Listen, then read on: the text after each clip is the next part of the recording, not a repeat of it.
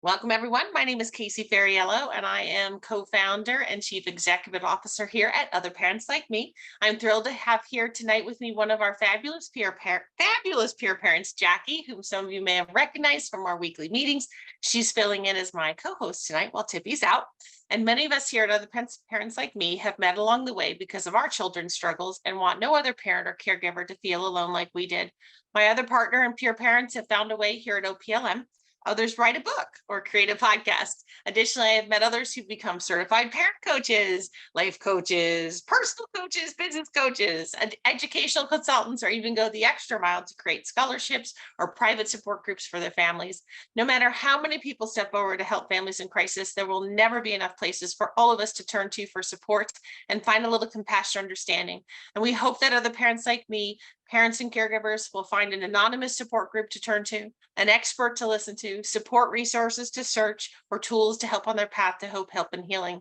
And when I'm hosting our speaker talks, I'm not talking just to myself and learning something new for me. I'm also hoping that anyone who comes to the live talks or watches these recordings within our resources learns something about themselves or about their loved one. And we are a group of like-minded folks who understand the struggle within our family like no one else. And I'm really excited to have a special friend here tonight.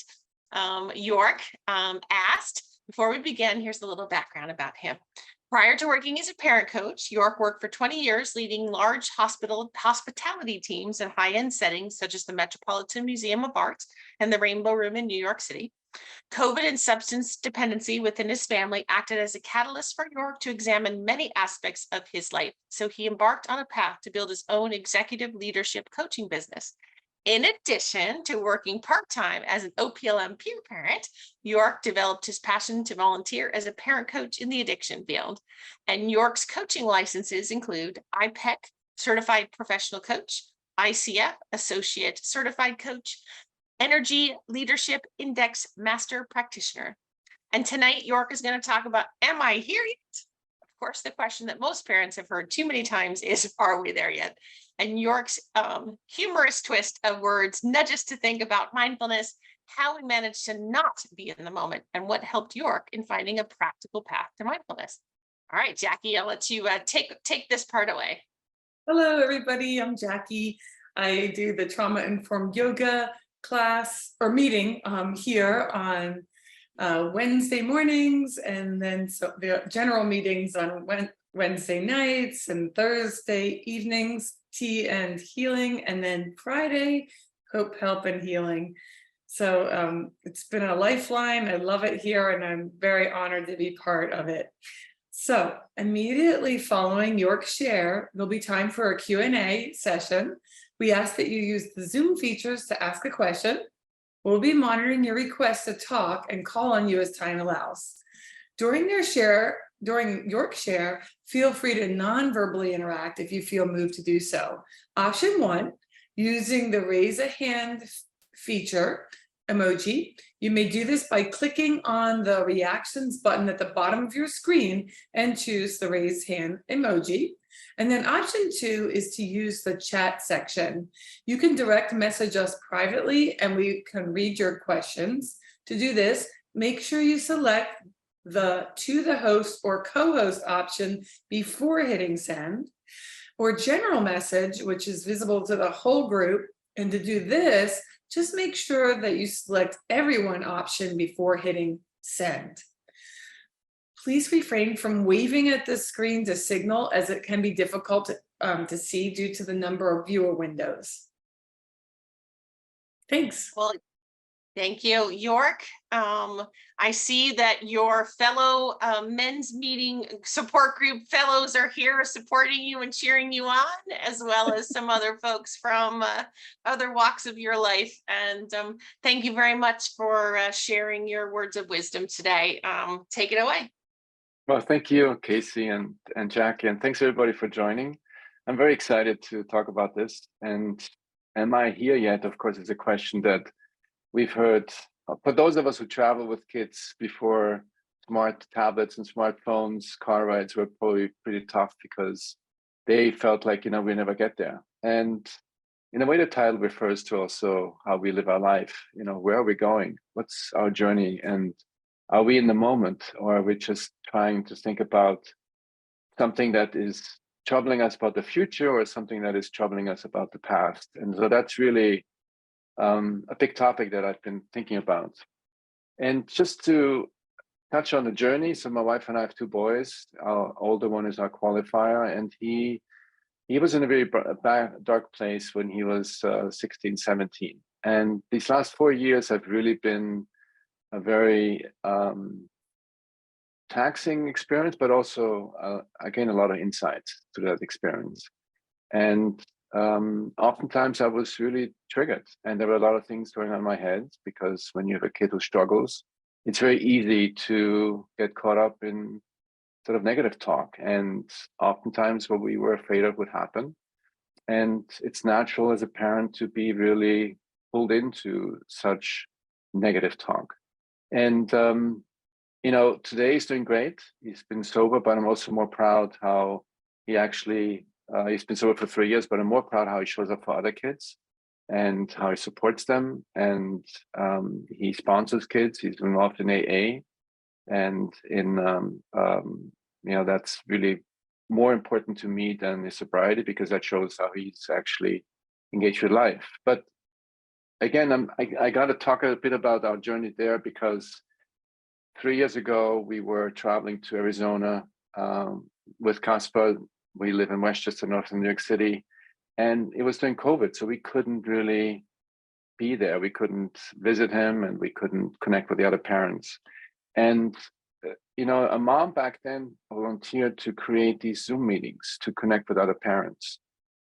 And that was really amazing for us, because we live in, so far away. And for us, it was a wonderful way to connect. The therapeutic boarding school we went was nicknamed The Ranch. So the meetings were sort of modeled after Al-Anon. And so the meetings were called Ranch-Anon. And of course, that mom was, for those of you who know, was Casey. And it was so impactful to us because we connect with parents. And I think this goes to also why I think meetings like this can be so impactful, is because we can share a story with people who don't judge us, and we can share it in a way that is safe, but also we can learn from each other. And I think that's really one of the things that I took away from this journey, and learning from each other and being inspired from other people was really important. So, am I here yet?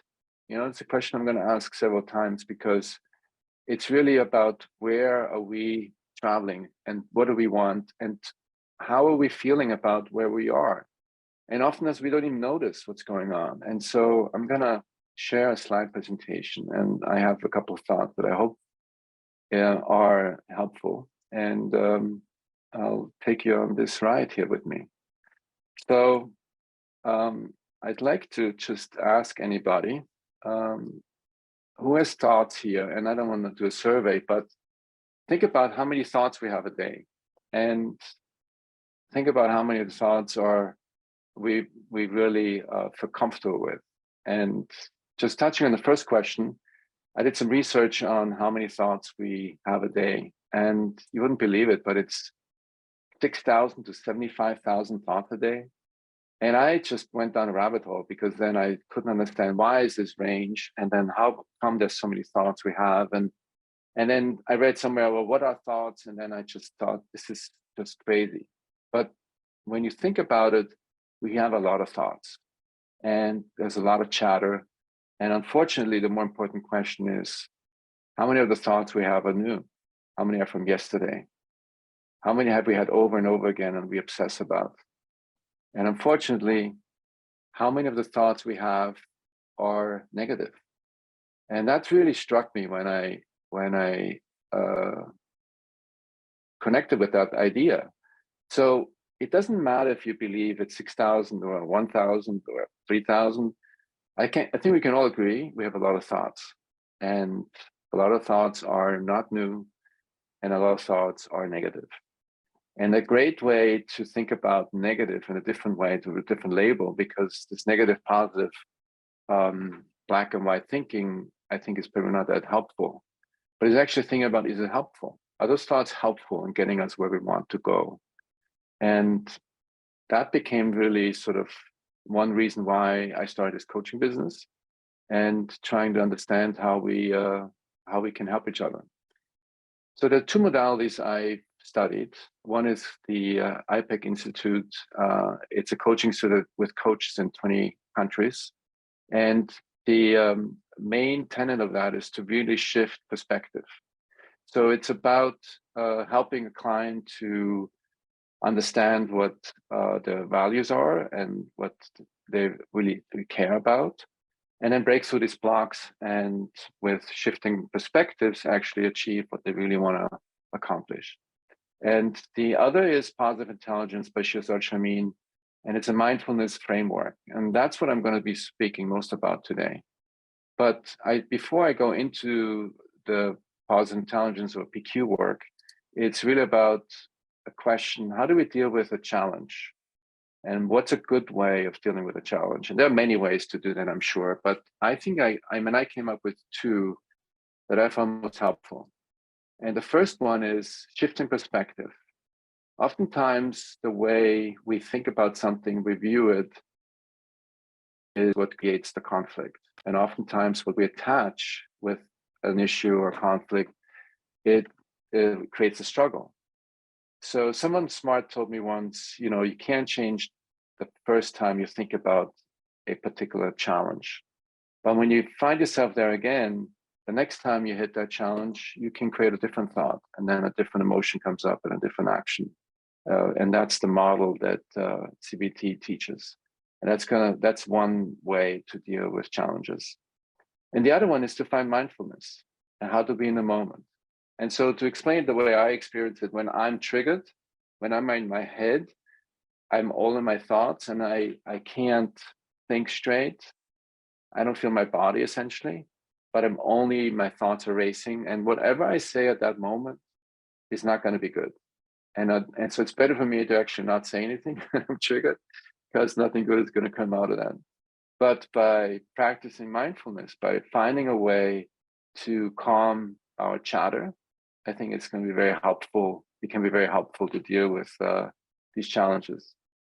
So what attracted me about positive intelligence, which I started studying after working with IPEC, is that it's the practicality. It's really easy to use, and it's most importantly creates a way, can create a habit.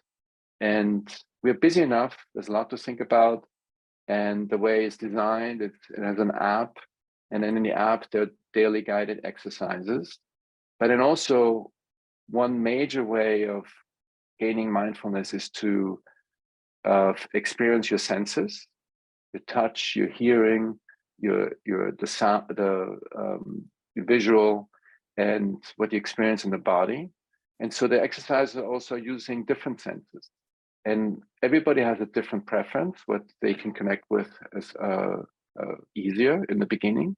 But over time, you can actually build it into your daily life very easily. There's an audiobook, and then also a PQ score tracker, which gives you an idea of how much you've exercised in a day. And it doesn't require a lot. So a few words about the founder, Shizat Shamin. He pulled from all kinds of directions: neuroscience, cognitive behavioral psychology, positive psychology, performance science. In his coaching experience, he's had hundreds of CEOs and executive teams. He worked with Stanford students, world-class athletes, and he's got assessments from over 500,000 participants. And so he put that framework together that is a really wonderful concept. One of the main tenets is mental fitness. And I love that term because I kind of like working out, but it's also the idea that you can practice something is appealing to me. And, it doesn't take much, but when you practice a little bit, you can actually train yourself to tap in faster into the positive mindset that exists within yourself. So mental fitness is a term that I really love because it is about creating the capacity to respond to life's challenges with a positive rather than negative mindset. Now, I want to just pause here because I had clients who explained this and they said, well, what if my mom died? My mom is very old. And today I thought my brother's calling me and and then she actually passed away, and I was right away triggered. So let's put this aside. When you lose a loved one, that's awful, and that's a challenge that you need to respect, because grief is a very important pain that we need to work through. But if you think about the little challenges that get to us, and if you can train yourself to practice a way to face those challenges and then still maintain a positive outlook, that I think is very appealing. And it's not about positive thinking. It's not about, I need to have rosy colored glasses. But it's about finding a way, how can I look at this differently?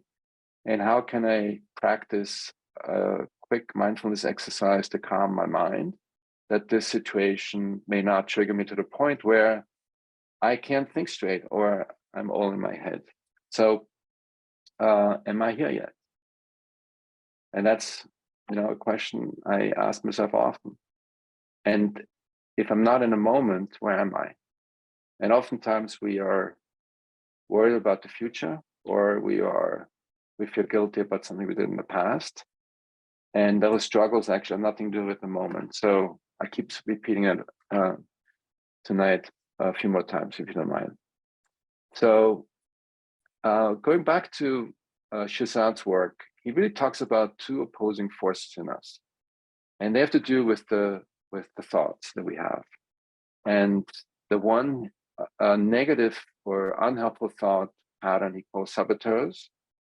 And it's kind of a cool way of labeling it, because those thoughts they may feel good because at the moment, because we are caught up in something, we may feel like we're doing something, but the longer it's going on, we realize we're not moving. We're still stuck, and it's actually not helping us. And I go more into details what the 10 saboteurs are and what they represent, but that's the one side.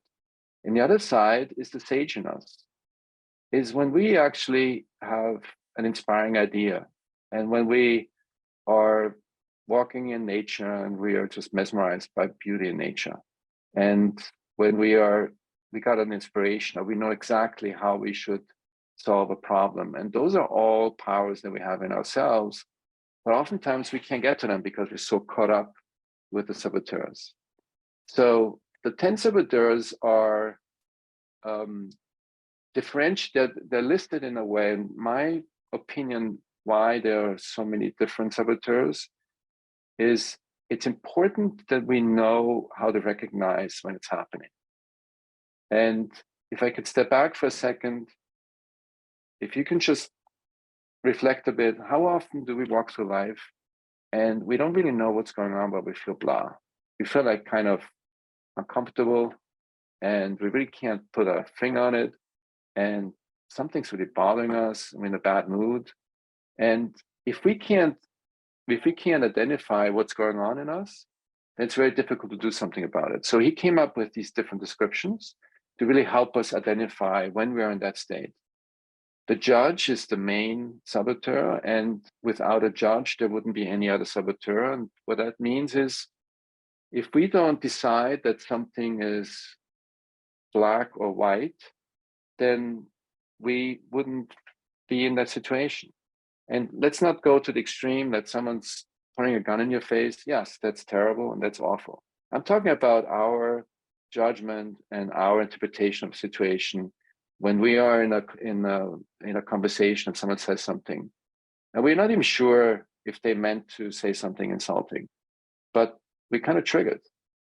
Somewhere along the line, the judge decided what was said is negative and what was said is uncomfortable. And so the other saboteurs are just the supporting cast in a sense, and they kick in once the judge put you in that direction. And then either you are a pulling type, or you're hyperachiever, or you're restless, or you're stickler and you want to be really on to the point, or you're pleaser because you think the person was upset and now you want to make sure that they are not upset anymore, and so on and so on. It doesn't matter to learn all these at the moment, but it's really interesting to kind of think about the different facets of saboteurs that we experience. And the more we look at it, the more we identify it. And the sooner we identify, the sooner we can actually decide to act differently. So you see this on the bottom of the screen? There's also a cool this assessment that's free that you can do, and it can actually it's a 10-minute assessment, and it can actually give you a report on which of the saboteurs are more dominant in you at the moment.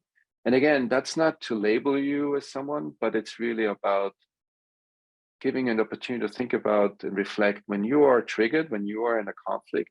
Is that really how I am experiencing and how I'm reacting?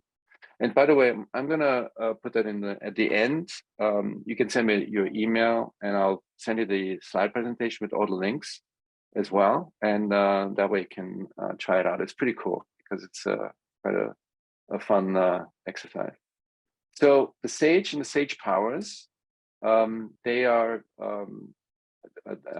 set up in the empathize. It's the love for something in myself or for another person.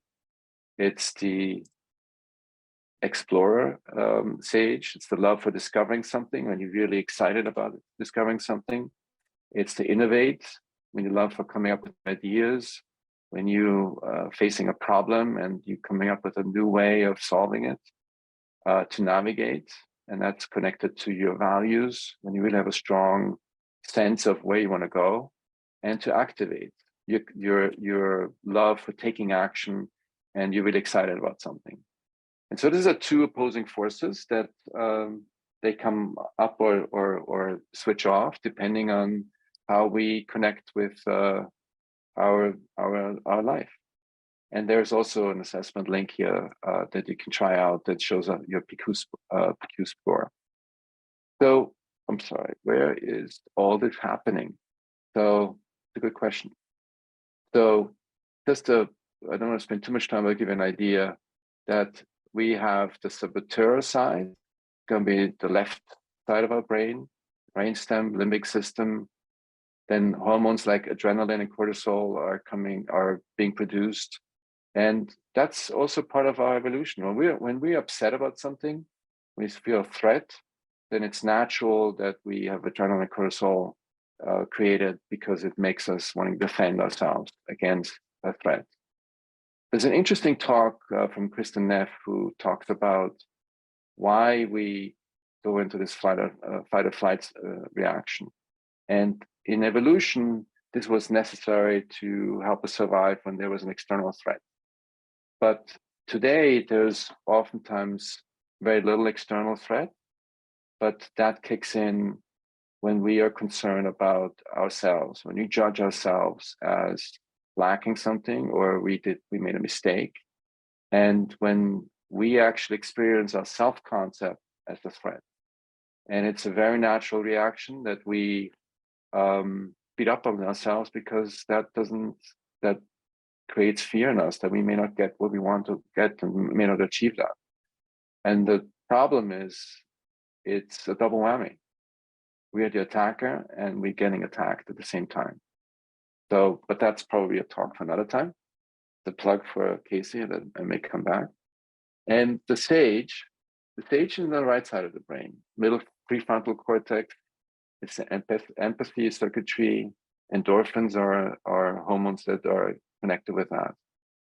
And another way to explain this, how am I motivated differently by the saboteurs and by the sage? And I just want to also say, we all have saboteurs and sages. And it will not go away after this talk. I'm not going to promise you snake oil that you can listen to this talk and everything's going to be okay after this talk.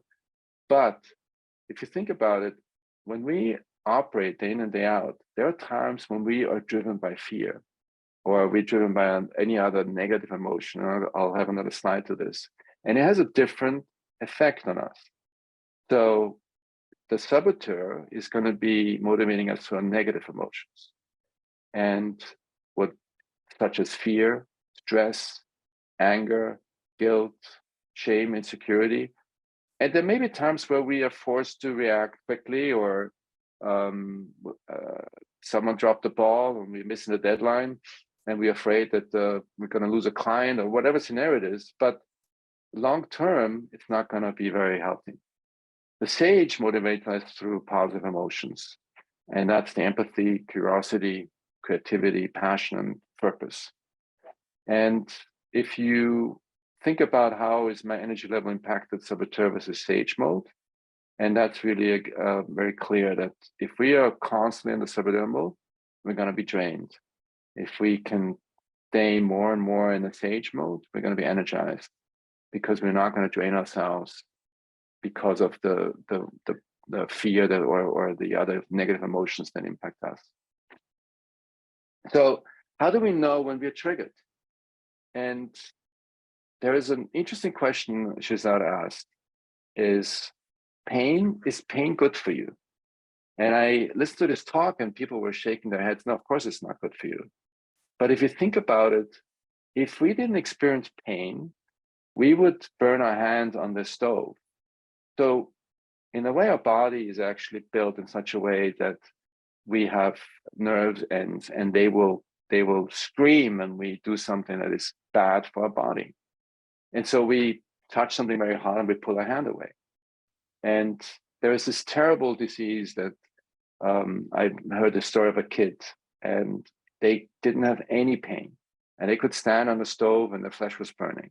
That's a terrible state of being if you don't have that in your body. So it's a really protective measurement, a protective element in our body.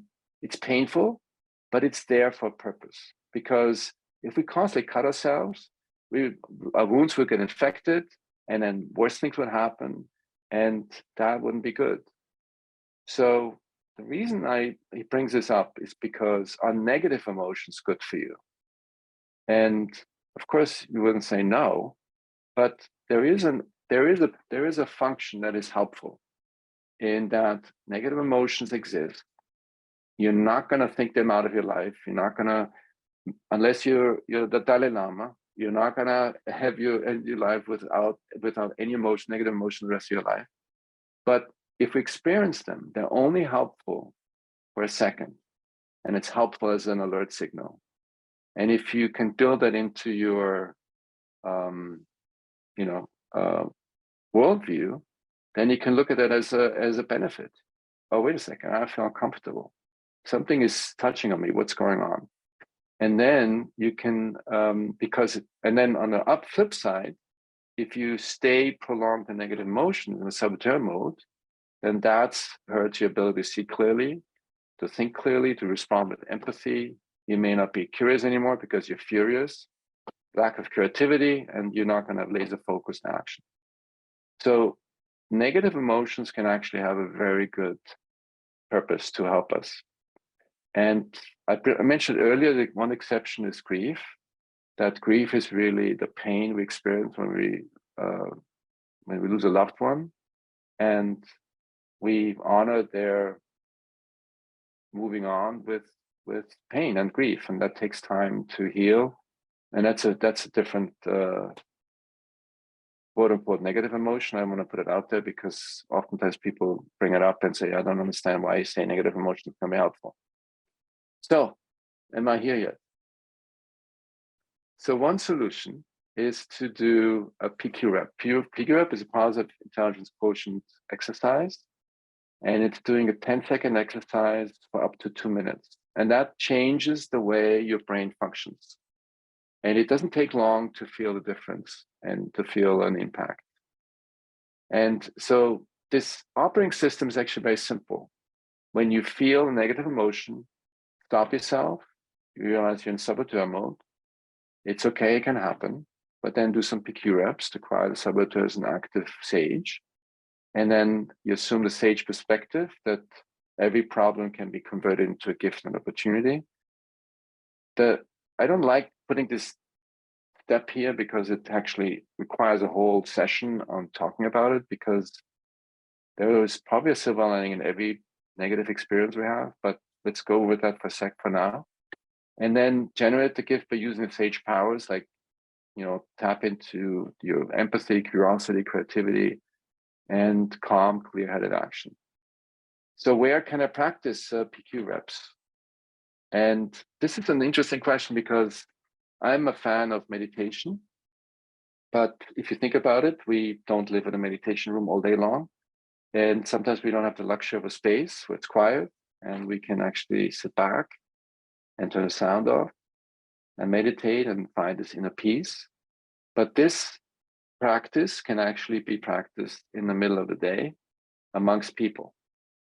And the first time I heard about this was actually I had an executive coach years ago, and she taught me this breathing exercise that was short enough that I could take the elevator from the first to the fifth floor to before client meetings. It was incredible. And I was in the elevator and I was doing that exercise. Little did I know this actually was exactly this kind of work that Shizad Chamin taught. But it really calmed me down right before the meeting. And so that is really something once you start, it's easy to practice by yourself in the beginning, but as you practice more often, you can actually do it even when you have a conversation. And if we are upward, I actually have an exercise towards the end of the talk. So lasting positive change, unfortunately, requires time. And it's an important concept to highlight. When we want to create lasting positive change, especially if we want to change habits that we have lived for a long time in a certain way, 20% of the change is going to happen with insight. You may hear a talk. If it's not my talk, maybe you're inspired by someone else. Maybe it's a TED talk. Maybe you read a book that inspires you, movie you see. But that is only going to get you 20% of the way. The rest of the way is going to be practice. And Shazad calls it mental muscle. Just because it's practicing it and by doing it more often, it gets easier to do, easier to remember, but it's going to really require, practice. Another question to ask yourself, how long does it take to create a new habit?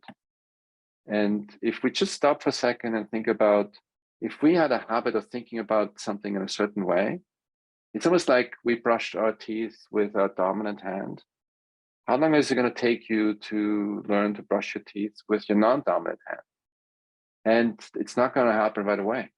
And so I did some research on habits, and there's a range that I couldn't believe.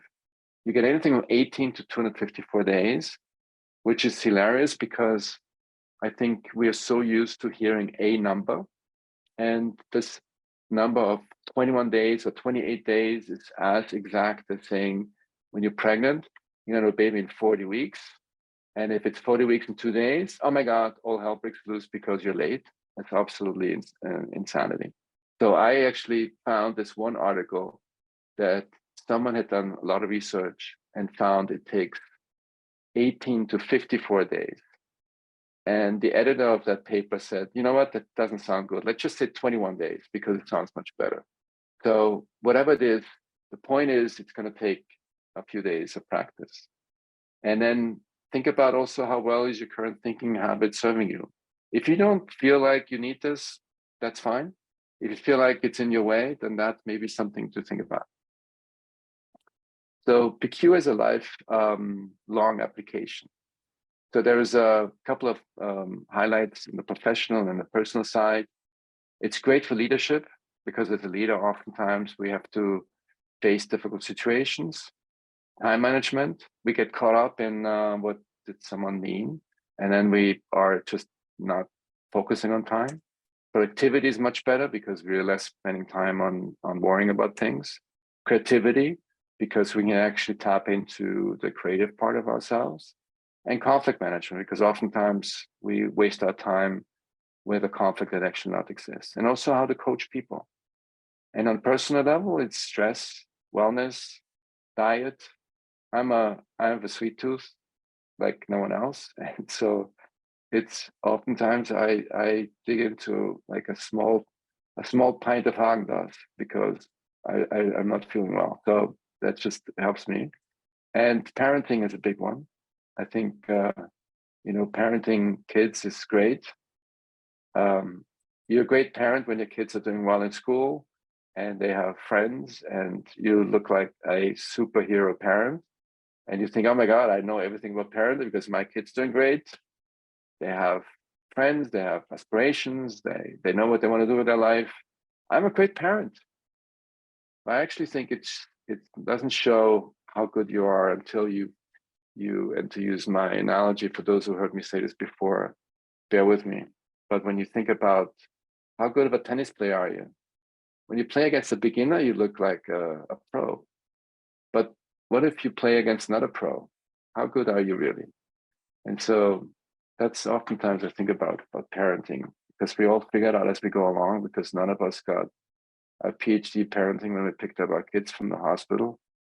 And we came up with our own 2 cents of how you're a great parent. And when you never have any challenges with your kids, it's easy to be a great parent.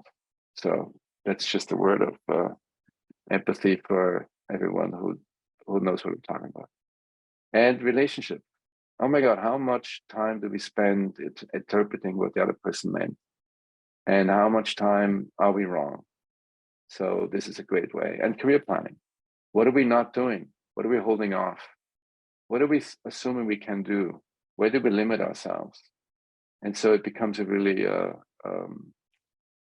think it has a lot of applications. So I want to stop here. And I'm not sure if we have, how are we doing on time, Casey? Can we do an exercise? Yeah. We got time for that. Go for it. Okay. So I hope you guys are up for this.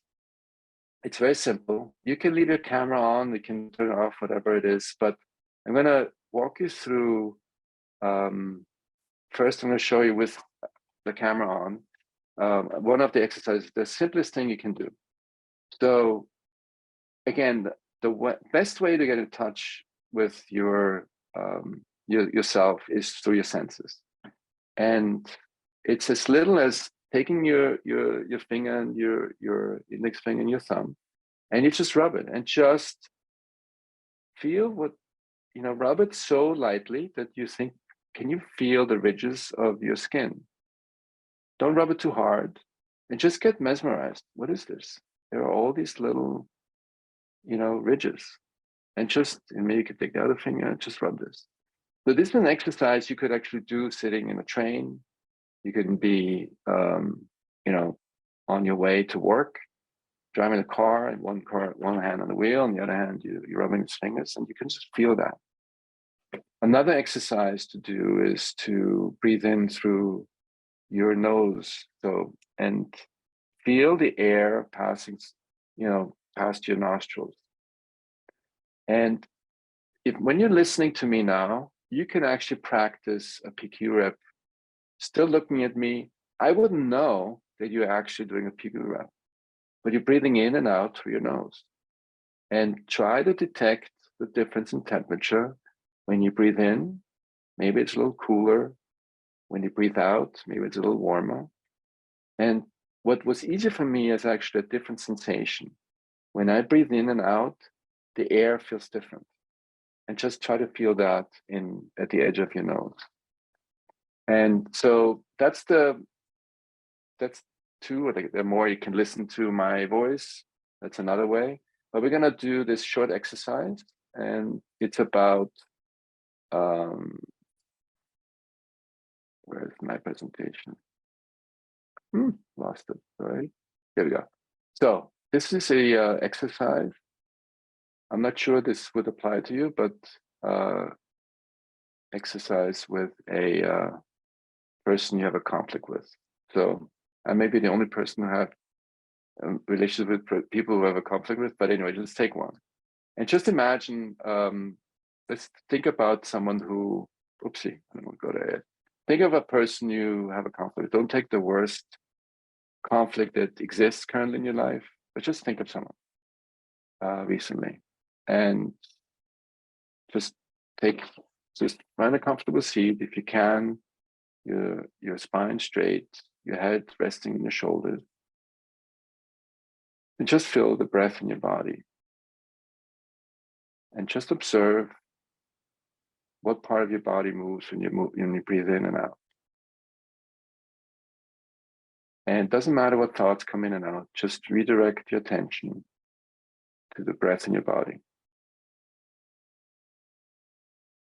And by redirecting your thoughts, that's a very important skill to learn. And it's not important to not have a thought come in. Don't worry about it. Don't beat yourself up. It's very natural that thoughts come in. Just redirect yourself. And every time you redirect yourself, you're creating a new neural pathway.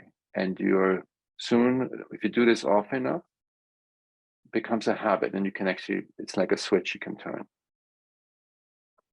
And now you take the index finger and your thumb and rub it just lightly enough that you can feel the ridges of your skin.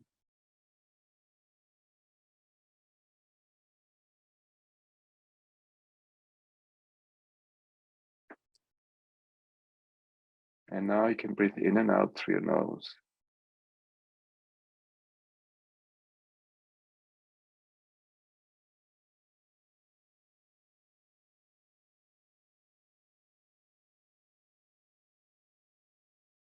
So this is a 3-part exercise. And once you feel like you are ready to start, well, I'm going to just rush you guys, but when you do this on your own, you can take a little longer. And the first part of this exercise is something I learned in one of the meetings here at OPLM. It's a cool parent coach. And she said to a question, what if I take something personal? And she said, well, there's this 10,000 person scenario. And so, of course, we all looked at her. What is she talking about, 10,000 person scenario? And she said, well, if you imagine something said something to you and you took it personal, is it possible that if there are 10,000 people who have been in the same situation as you are, that they would have had a different reaction or interpretation? And in order to make sense of this step, you really need to buy into it. And if you believe no, all the 10,000 people would have had the same interpretation, I'm not going to try to talk you out of it. But those of you who think, yes, there could be a few, let's just go with that for now. And if you buy into that, then you say, well, what could be a different interpretation that I could have taken with this scenario? How could I interpret this differently? And this comes back to the thought, emotion, and action model, is that if I have a different thought, would I have a different emotion about this situation, and would I take different actions? And so this is something you can, for today, we'll shorten this a little bit, but this is something you can reflect on. And you'll be amazed once you do a PQ exercise and you get yourself in the right mindset and you think about this situation, you'll be amazed how different you may walk out of this, and you have a different reaction to that situation. The second one is a concept that is based on the premise that people react out of 2 emotions, love or fear. And it takes a little bit explaining. It's simple when someone is acting out of love, you can relate to that probably easily. But what if someone acts out of anger? And you go, well, there's also, it's not just love or fear, it could also be anger. But what is really the primary emotion? What is really underlying that anger? And what are they so angry about? And what are they trying to not have happen that they felt compelled to be so angry? And again, you need to buy into this, otherwise it won't work. So work with me for now, and just assume there's either love or fear. And if it's a reaction that you feel like was unpleasant from that other person, and it was out of fear, what is it they are afraid about? Why did they act this way? And try to be curious. And that is something that may also open up empathy for that person. And it may reduce the amount of frustration you experience about how you were spoken to. And it may produce ways you could actually ask, I just want to ask you, this was really painful what you did to me. And what did you really mean? Or you can actually approaches in a way that is not confrontational. And it may open up the other person. They may not even realize they did it, all I know. So that would be the second part. And lastly, it's thinking about what future outcome would you like to have accomplished? And it's in particular when it's with a person, maybe it's a conversation, a difficult conversation you have to have with that person. And think about how do you want that person to feel once you have that conversation. Don't think about what to say, or don't think about why you're right, or don't think about why they're wrong. But what is it that you want, how do you want them to feel once you talk to them about it? And again, that's an exercise you would do if you get yourself with PQ reps into a state of mind that is really calm and really focused more on empathy and tapping into your sage and just seeing what comes up with that.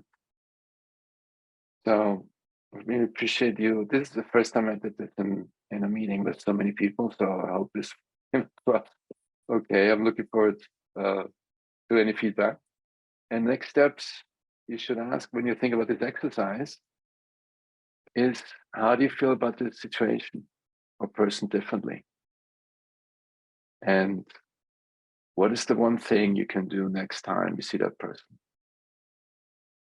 And that's maybe a great question to ponder even after this talk. So, and then rinse and repeat, do it again. It comes up when you do it again, you do it more times, you come up with other things. That's really cool.